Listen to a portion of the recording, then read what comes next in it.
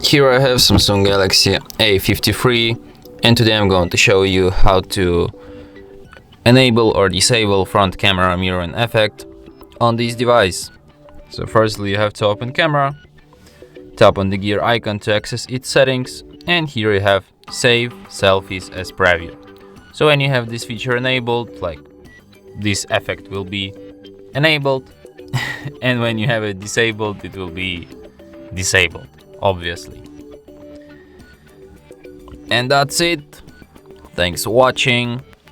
If you find this tutorial useful, don't forget to hit that like button and subscribe to our channel.